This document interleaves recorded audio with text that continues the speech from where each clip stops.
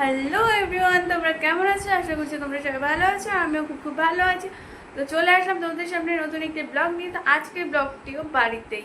তো আজকে ব্লগ হতে চলেছে যে বাড়িতে বানাবো হচ্ছে সোয়াবিনের পকোড়া। তো চলো। সবার প্রথমে এখানে আমি নিয়ে নিয়েছি লঙ্কা বাটা, আলু সেদ্ধ, আর এখানে আছে পেঁয়াজ কুচি, লঙ্কা কুচি, আর এখানে আমি সোয়াবিনটা নিয়ে নিয়েছি, ছোট সোয়াবিন। তো এই সোয়াবিনটা আছে, এখন সোয়াবিনটাকে আমি সেদ্ধ করতে দিয়ে দেবো গরম জলের মধ্যে। সোয়াবিনটা সেদ্ধ হয়ে আলু গেছে। আর এখানে আছে ডিম। তো এখন আমি ডিমটাকে ম্যাশ করে নিয়েছি, এখন আলুটাকে ম্যাশ করে নেব।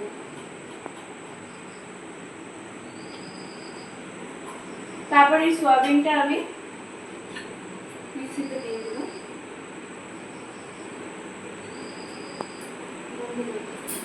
তো এখানে দেখো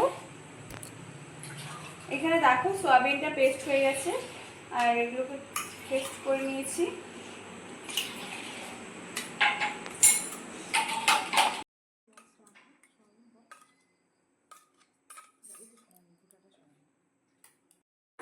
তারপর এখানে একে একে হলুদের গুঁড়ো, লঙ্কার গুঁড়ো, জিরের গুঁড়ো, আর এখানে গোলমরিচের গুঁড়ো, বেসন আর চালের গুঁড়ো সব কিছু একসাথে দিয়ে দিলাম, আর লবণও দিয়ে দিলাম।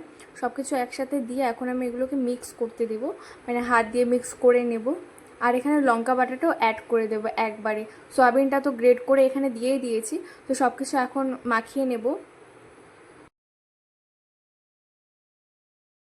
সো গাইস, এখানে সব কিছু রেডি হয়ে গেছে, আর এগুলোকে এখন মাখাবো।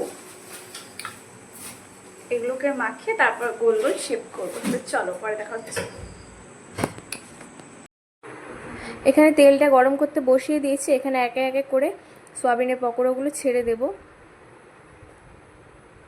তো এক এক করে সব কটা ছেড়ে দিলাম। তো এখানে দেখতে পাচ্ছি লাল লাল করে দিয়ে উঠে যাচ্ছে।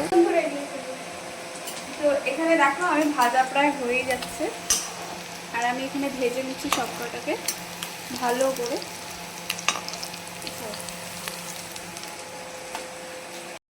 ফাইনালি রেডি আমার সোয়াবিনের পকোড়া।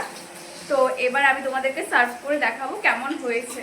তো মাও আছে আমার সাথে, মাও বানিয়েছে, আর মাও আমাকে অনেক হেল্প করেছে, আর আমিও বানিয়েছি। তো চলো এখন খেয়ে টেস্ট করি কেমন হয়েছে।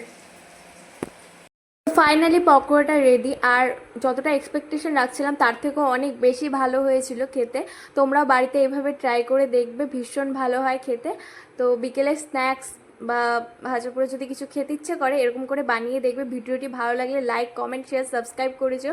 আর নেক্সট কী ভিডিও দেখতে চাও তো কমেন্টে জানিও। বাই।